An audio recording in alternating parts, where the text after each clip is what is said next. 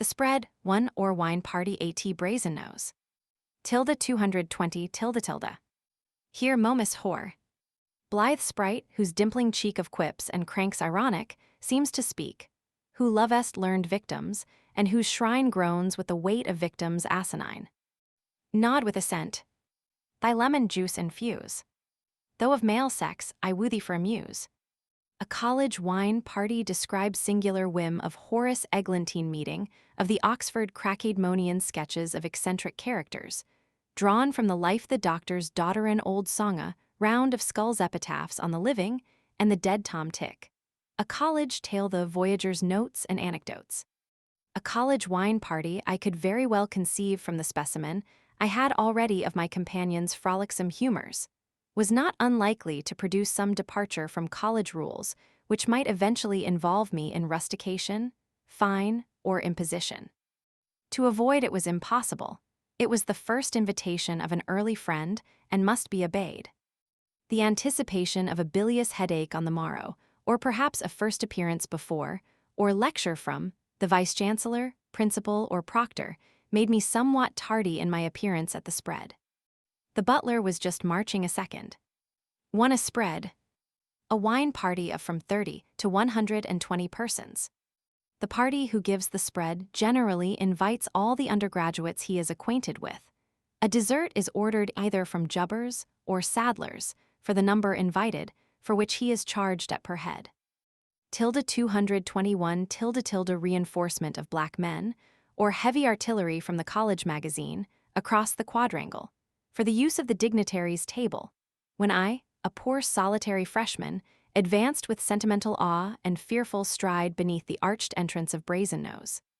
Where Eglantine's rooms were situated I had no means of knowing, his card supplying only the name of his college.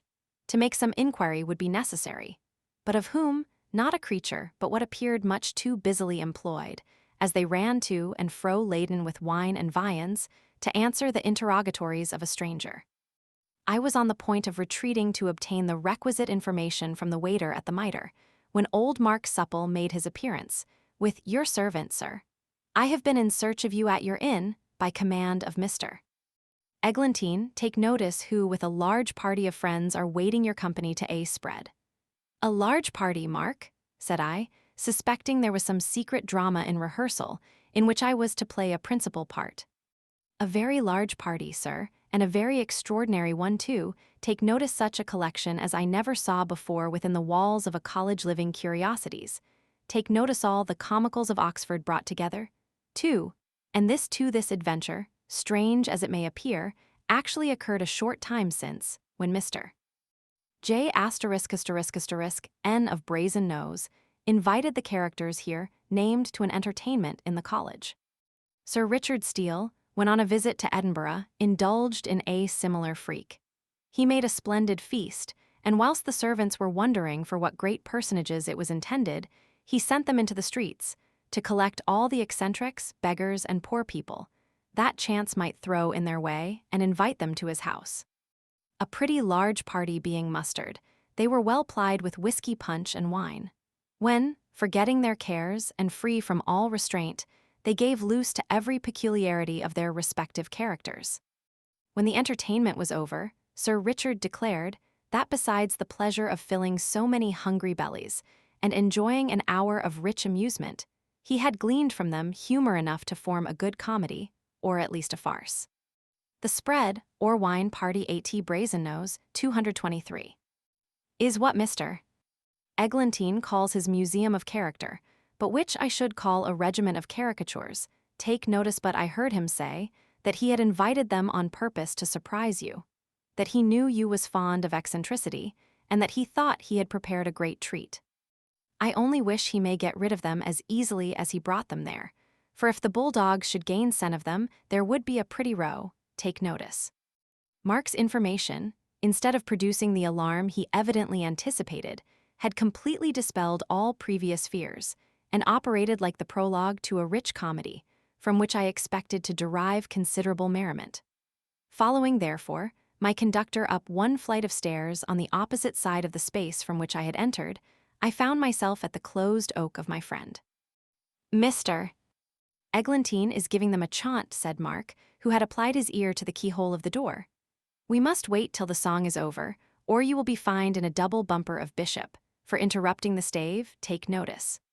Curiosity prompted me to follow Mark's example when I overheard Horace chanting part of an old satirical ballad on John Wilkes to the tune of The Dragon of Wantley, commencing with, "And ballads I have heard rehearsed by harmonists itinerant, who modern worthies celebrate, yet scarcely make a dinner on't.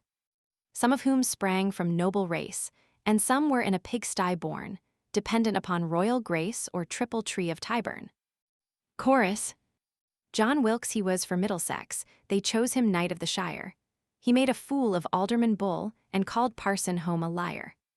224 The moment silence was obtained, old Mark gave 3 distinct knocks at the door, when Horace himself appeared, and we were immediately admitted to the Temple of the Muses, where, seated round a long table, appeared a variety of characters that would have rivaled, from description, the Beggars' Club in St. Giles's the Covent Garden finisher, the once celebrated Peep a Day Boys in Fleet Lane. At the upper end of the table were Tom Echo and Bob Transit, the first smoking his cigar, the second sketching the portraits of the motley group around him on the back of his address cards. At the lower end of the room, on each side of the chair from which Eglantine had just risen to welcome me, sat little Dick Gratus, looking as knowing as an Old Bailey counsel dissecting a burglary case, and the Honorable Lilliman Lyonise, the Eton exquisite, looking as delicate and frightened as if his whole system of ethics was likely to be revolutionized by this night's entertainment. To such a society, a formal introduction was of course deemed essential, and this favor Horace undertook by recommending me to the particular notice of the Crackydmonians, as he was pleased to designate the elegant assemblage by whom we were then surrounded, in the following oration. Most noble cracks, and worthy cousin Trumps permit me to introduce a brother of the Tagati, fresh as a new-blown rose, and innocent as the lilies of St. Clements. Be unto him, as ye have been to all gownsmen from the beginning, ever ready to promote his wishes, whether for spree or sport, in term or out of term against the Inquisition and their bulldogs the town raff, and the bargees well blunted or stiver, cramped against Dun or Don Knob or Big Wigso, may you never want a bumper of bishop. And thus do I commend him to your merry keeping. Full charges, boys, said Echo. Fill up their glasses, Count Dennett 3. 3 Count Dennett, hairdresser at Corpus and Oriel Colleges, a very eccentric man who has saved considerable property, celebrated for making bishop's wigs, playing at cribbage and psalm singing. 225 Here's Brother Blackmantle of Brazen Nose. A speech, vociferated all the party. Yes, worthy brother Cracks, replied I. You shall have a speech, the very acme of oratory. A brief speech, composed by no less a personage than the great lexicographer himself, and always used by him on such occasions at the club in Ivy Lane. Here's all your healths and esto perpetua. Bravo, said Eglantine, the boy improves. Now a toast, a university last come, boys, the doctor's daughter, and then a song from Crotchet CSS. Burton Ale. An ancient Oxford ditty. Of all the bells who Christ Church bless, none's like the doctor's daughter 5, who hates affected squeamishness almost as much as water. Unlike your modern dames, afraid of Bacchus's caresses, she far exceeds the stoutest maid of excellent Queen Bess's. Hers were the days, says she, good lack, the days to drink and munch in, when butts of Burton, tons of sack washed down an ox for luncheon. Confound your nimpy-pimpy lass, who faints and fumes at liquor. Give me the girl that takes her glass like Moses and the vicar. 4 Mr. CSS, otherwise Crotchet CSS, Bachelor of Music, and organist of Christ Church College, St. John's College and St. Mary's Church. An excellent musician and a jolly companion, he published, some time since, a volume of chants. 5 A once celebrated university toast, with whose eccentricities we could fill a volume. But having received an intimation that it would be unpleasant to the ladies' feelings, we gallantly forbear. 226 True emblem of immortal ale, so famed in British lingo, stout, beady, and a little stale, long live the Burton Stingo. A vulgar ditty, by my faith, said the exquisite, in the true English style, all fol de rol, and a vile chorus to split the tympanum of one's auricular organs. Do, for heaven's sake, Echo, let us have some divertisement of a less boisterous character.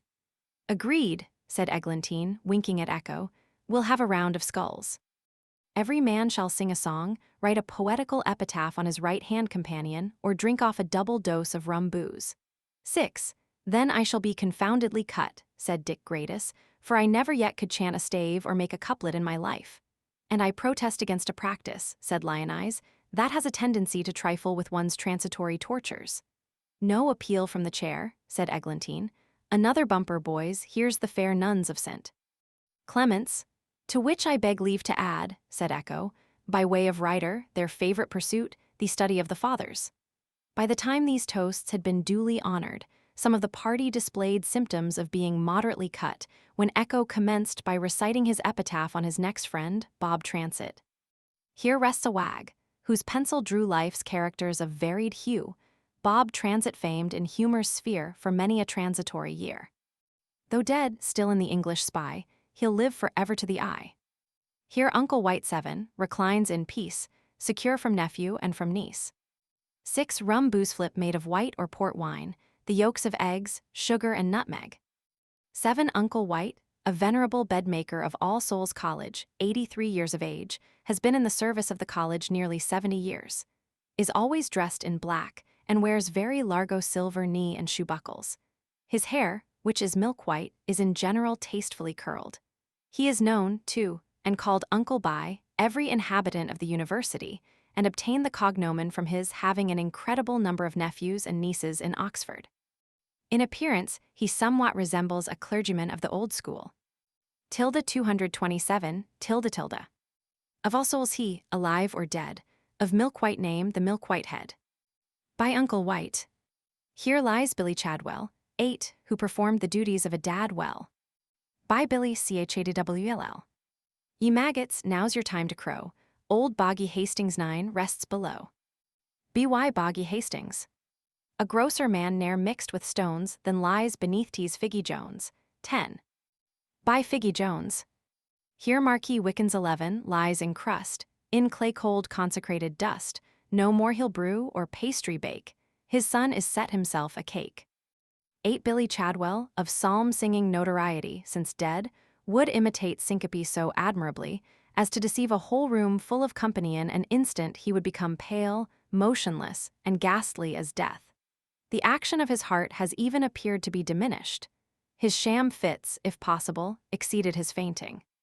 He was very quarrelsome when in his cups, and when he had aggravated anyone to the utmost, to save himself from a severe beating, would apparently fall into a most dreadful fit, which never failed to disarm his adversary of his rage, and to excite the compassion of every bystander. 9 Old Boggy Hastings supplies members of the university and college servants, who are anglers with worms and maggots. 10 Tommy J**********, S, alias Figgy Jones, an opulent grocer in the High Street, and a common councilman in high favor with the lower orders of the freemen. A sporting character. 11 Marquis Wickens, formerly a confectioner, and now a common brewer. He accumulated considerable property as a confectioner, from placing his daughters, who were pretty genteel girls, behind his counter, where they attracted a great many gownsmen to the shop. No tradesman ever gained a fortune more rapidly than this man. As soon as he found himself independent of the university, he gave up his shop, bought the Sun Inn, built a brewhouse, and is now gaining as much money by selling beer as he formerly did by confectionery. 228 By Marquis Wickns. Ye roways all be sad and mute, who now shall cut the stylish suit? Bucks gone ye Oxford men, where shall ye meet his like again? By Buck Sheffield. Maclean 13, or tackle, which you will in quiet sleeps beneath this hill. Ye anglers, bend with one accord, the stranger is no more abroad. By a Macellian. Here rests a punster, Jimmy Wheeler 14 in wit and whim a wholesale dealer, unbound by care, he others bound, and now lies gathered underground. 12 Sheffield, better known by the name of Buck Sheffield, a master tailor and a member of the Common Council. 13 Maclean, an old bacchanalian Scotchman, better known by the name of Tackle, a tall, thin man who speaks the broad Scotch dialect, makes and mends fishing tackle for members of the university, makes bows and arrows for those who belong to the archery society, is an indifferent musician occasionally amuses undergraduates in their apartments by playing to them country dances and marches on the flute or violin. He published his life a short time since in a thin octavo pamphlet entitled The Stranger Abroad or The History of Myself by Maclean. 14 Jimmy Wheeler of Magpie Lane, a bookbinder of punning celebrity, has published 2 or 3 excellent versified puns in the Oxford Herald. He is a young man of good natural abilities, but unfortunately applies them occasionally to a loose purpose. 229 . By Jimmy Wheeler. A speedy man by nimble foe lies buried in the earth below. The Baron Perkins, 15, Mercury to all the university. Men of New College mourn his fate, who early died by drinking late. By Baron Perkins. Ye Oxford duns, you're done at last. Here Smiler WD16 is laid fast.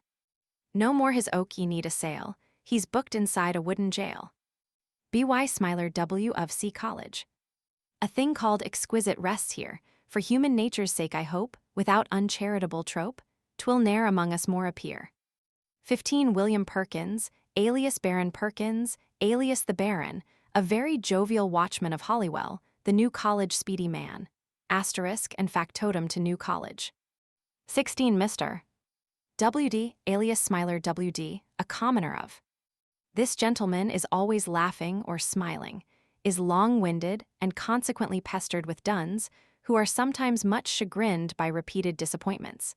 But let them be ever so crusty, he never fails in laughing them into a good humor before they leave his room. It was over Smiler's Oak Inn that some wag had printed and stuck up the following notice: Men traps and spring guns set here to catch duns. A speedy man at New College is a person employed to take a letter to the master of Winchester School from the warden of New College, acquainting him that a fellowship or scholarship is become vacant in the college, and requiring him to send forthwith the next senior boy. The speedy man always performs his journey on foot, and within a given time. 230 . B.Y. Elilo and lionize.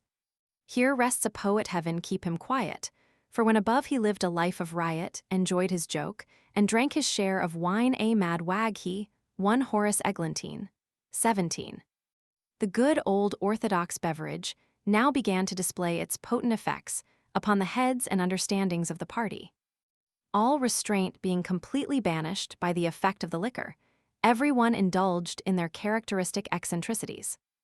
Dick Gratis pleaded his utter incapability to sing or produce an impromptu rhyme, but was allowed to substitute a prose epitaph on the renowned schoolmaster of Magdalen Parish, Fatty T.B., 18, who lay snoring under the table. It shall be read over him in lieu of burial service, said Echo. Agreed, vociferated all the party, and Jimmy. 17 This whim of tagging rhymes and epitaphs, adopted by Horace Eglantine, is of no mean authority. During the convivial administration of Lord North, when the ministerial dinners were composed of such men as the Lord Sandwich, Weymouth, Thurlow, Richard Rigby, and C., various pleasantries passed current for which the present time would be deemed too refined. Among others, it was the whim of the day to call upon each member, after the cloth was drawn, to tag a rhyme to the name of his left-hand neighbor.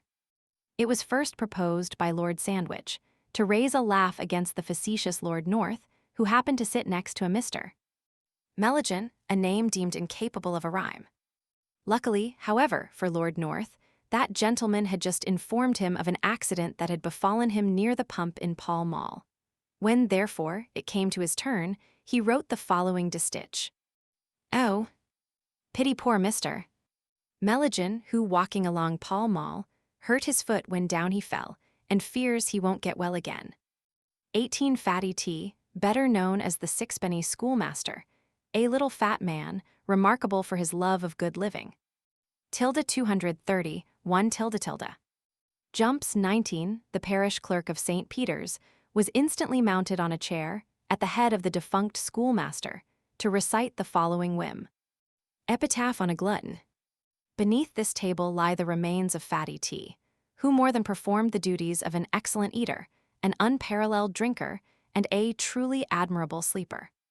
His stomach was as disinterested as his appetite was good, so that his impartial tooth alike chewed the mutton of the poor and the turtle of the rich.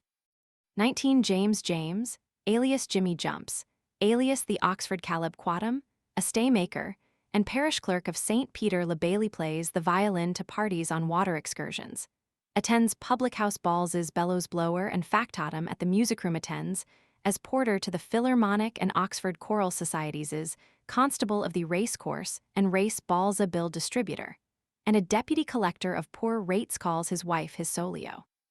He often amuses his companions at public houses by reciting comic tales in verse. A woman who had lost a relative desired Jemmy Jumps to get a brick grave built. On digging up a piece of ground which had not been opened for many years, he discovered a very good brick grave, and, to his great joy, also discovered that its occupant had long since mouldered into dust. He cleaned the grave out, procured some rettle and water, brushed the bricks over with it, and informed the person that he had a most excellent second-hand grave to sell as good as new, and if she thought it would suit her poor departed friend, would let her have it at half the price of a new one. This was too good an offer to be rejected. But Jimmy found, on measuring the coffin, that his second-hand grave was too short, and consequently was obliged to dig the earth away from the end of the grave and beat the bricks in with a beetle, before it would admit its new tenant. 232 . He was a zealous opposer of the Aquarian heresy, a steady devourer of beefsteaks, a staunch and devout advocate for spiced bishop, a firm friend to Bill Holland's XX, and an active disseminator of the bottle. He was ever uneasy unless employed upon the good things of this world, and the interment of a Swiss or lion or the dissolution of a pasty was his great delight. He died full of drink and victuals, in the undiminished enjoyment of his digestive faculties, in the 45th year of his appetite. The collegians inscribed this memento, in perpetual remembrance of his pious knife and fork.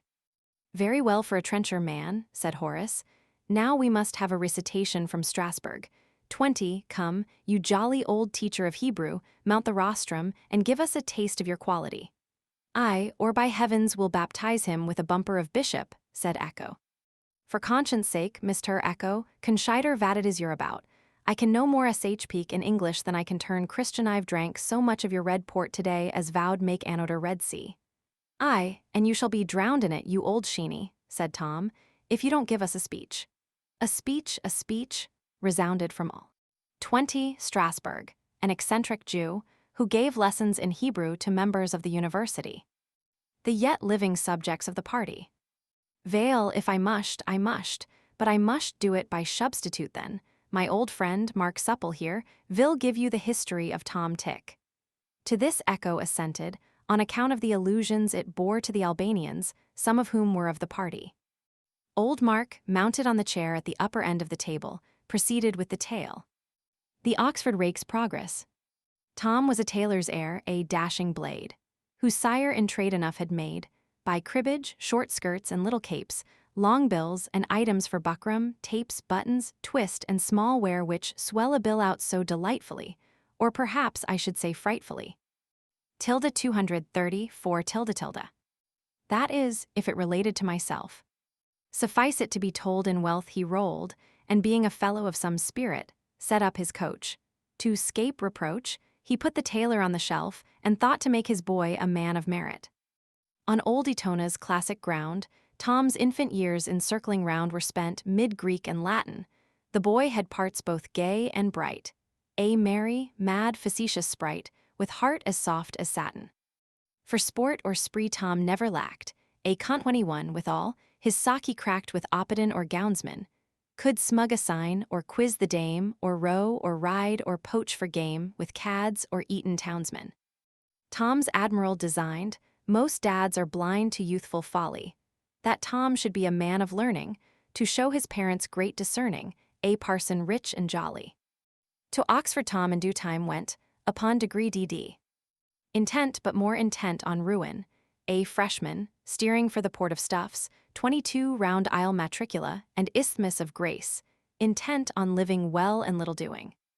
Here Tom came out a dashing blood, kept doll at Woodstock, and a stud for hunting, race, or tandem, could bag a proctor, floor a raff, or stifle in a whole dog's gaff, get bosky, drive at random.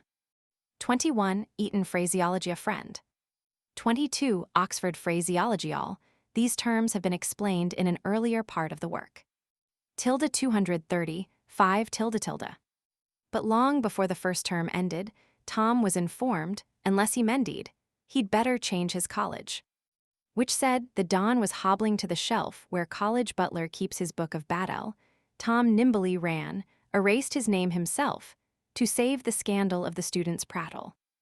In Oxford, be it known, there is a place where all the mad wags in disgrace retire to improve their knowledge. The town raff call it Botany Bay. Its inmates exiles, convicts, and they say St. Alban takes the student refugees. Here Tom, to scape point nonplus, took his seat after a waste of ready found his feet safe on the shores of indolence and ease. Here, mid choice spirits in the Isle of Flip, Dad's Will, and Sapping, valued not young Snip. Scapula, Homer, Lexicon, laid by joined the peep of day boys in full cry.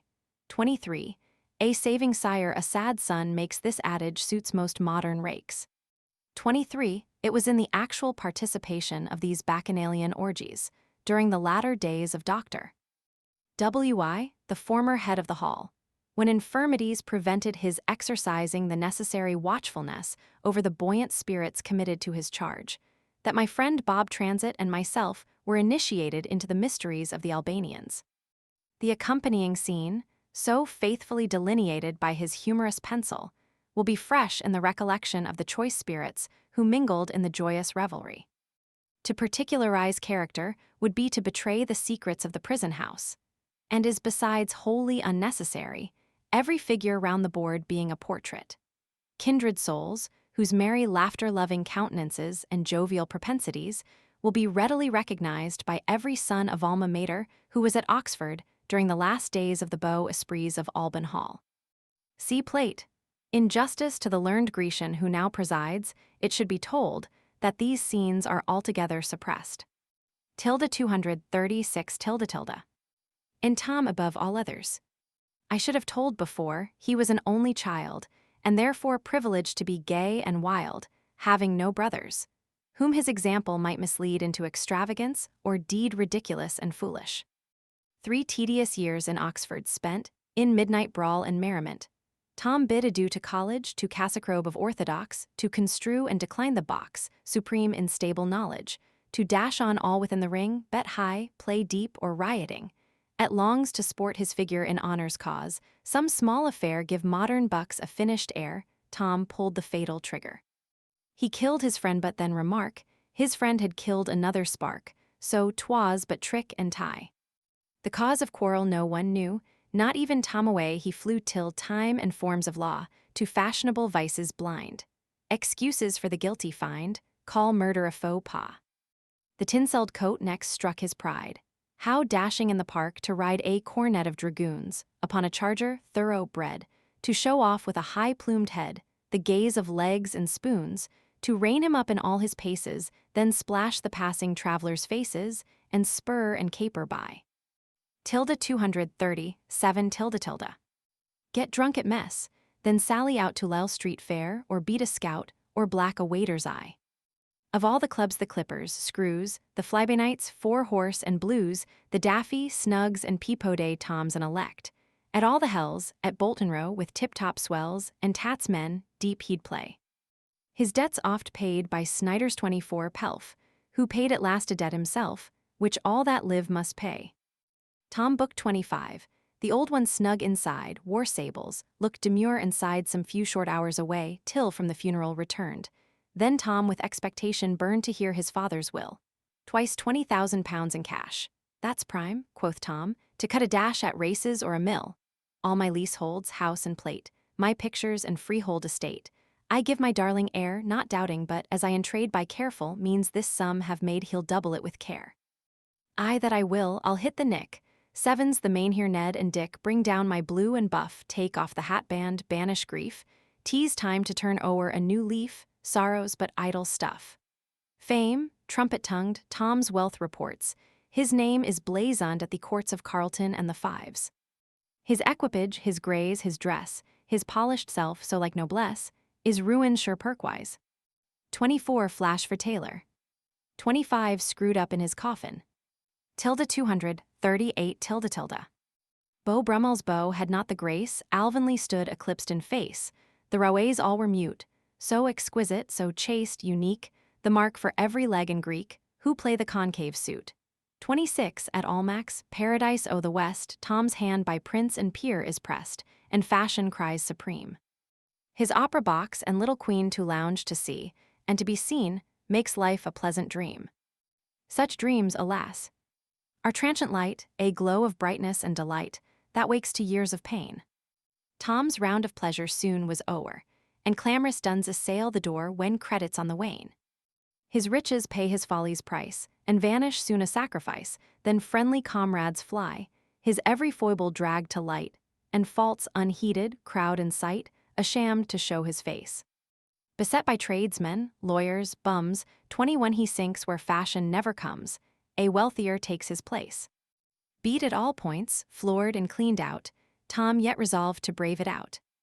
36 cards cut in a peculiar manner, to enable the leg to fleece his pigeon securely. 27 persons employed by the sheriff to hunt and seize human prey. They are always bound in sureties for the due execution of their office, and thence are called bound bailiffs, which the common people have corrupted into a much more homely expression, to wit, bum bailiffs or bums. L. Blackcomb. 346. Tilde 239 tilde tilde. If die he must, die game. Some few months o'er again he strays, midst scenes of former halcyon days, on other projects bent, no more ambitious of a name, or mere unprofitable fame. On gain he's now intent, to deal a flush, or cog a die, or plan a deep confederacy to pluck a pigeon bear. Elected by the legs a brother, his plan is to entrap some other in greeting's fatal snare.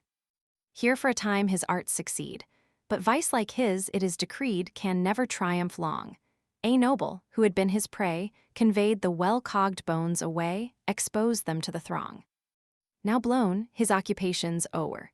Indictments, actions on him pour, his ill-got wealth must fly, and faster than it came, the law can fraud's last ill-got shilling draw, Tom's pocket soon drained dry.